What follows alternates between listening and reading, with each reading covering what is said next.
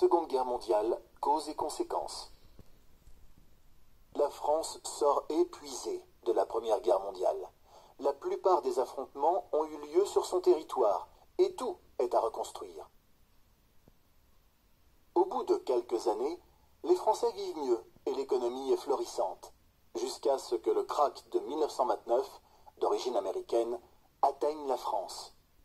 À partir de 1932, de nombreuses usines sont obligées de fermer et le chômage augmente rapidement.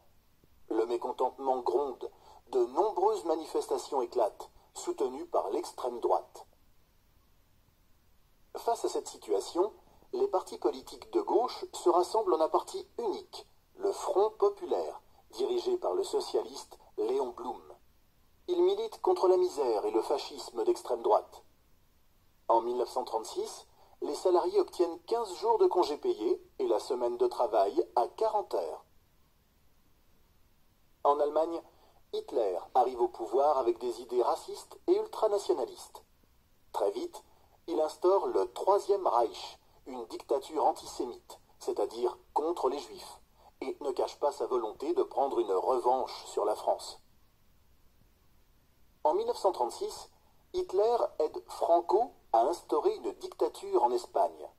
En 1938, il envahit l'Autriche. La France, qui veut à tout prix éviter une nouvelle guerre, le laisse faire. Elle signe même les accords de Munich qui permettent à Hitler d'envahir la Tchécoslovaquie. Mais quand en 1939 le Troisième Reich déclare la guerre à la Pologne et que le dictateur italien Mussolini annexe l'Albanie, pour la France et le Royaume-Uni, c'en est trop. Il déclare la guerre à l'Allemagne le 3 septembre 1939. Une drôle de guerre commence alors. Durant 8 mois, les soldats français font face aux troupes allemandes derrière la ligne Maginot. Ils sont en guerre mais ne se battent pas. Le 10 mai 1940, l'armée allemande lance une offensive foudroyante. Elle envahit les Pays-Bas, le Luxembourg, la Belgique et la France, et entre dans Paris le 14 juin. Il n'a fallu que 5 semaines à l'Allemagne pour vaincre la France. C'est la débâcle. Les Français sont désemparés. Plus de 8 millions de civils et militaires fuient vers le sud. Le 22 juin, le maréchal Pétain, nouveau président du Conseil, signe l'armistice. Pour la France, c'est une catastrophe. 2 millions de prisonniers de guerre sont conduits en Allemagne. L'armée française est réduite au minimum. L'occupation allemande va ruiner le pays et rendre la vie des Français extrêmement difficile. La France est coupée en deux. Au nord, la zone occupée est dirigée par les Allemands, aux frais des Français. Au sud, la zone libre est gérée par le gouvernement du maréchal Pétain, qui s'installe à Vichy le 2 juillet 1940. Mais tous les Français n'acceptent pas la défaite. À Londres, le général de Gaulle lance l'appel du 18 juin et invite les armées françaises des colonies à le rejoindre au sein des forces françaises libres. J'invite tous les Français qui veulent rester libres à m'écouter et à me suivre. Vive la France, libre, dans l'honneur et dans l'indépendance. En 1940, Hitler a conquis presque toute l'Europe. En juin 1941, il envahit l'URSS. Pendant que la France entre en résistance, le reste du monde continue à se battre. En décembre, le Japon, allié du Troisième Reich, lance une attaque contre la base américaine de Pearl Harbor, sur l'île d'Hawaï, et conquiert tout le sud-est asiatique. En 1942, les troupes alliées, anglaises et américaines, débarquent en Afrique du Nord. Hitler réagit en envahissant la zone libre.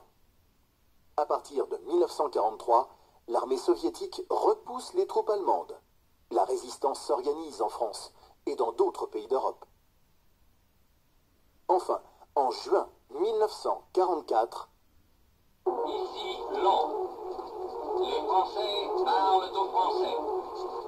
Veuillez écouter tout d'abord quelques messages personnels. Les sanglots longs des violons de l'automne.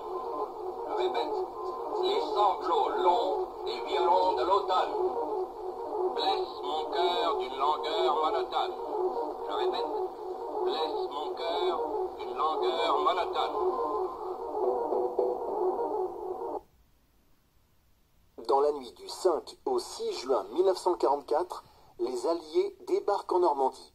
Près de 7000 navires accostent sur les plages normandes.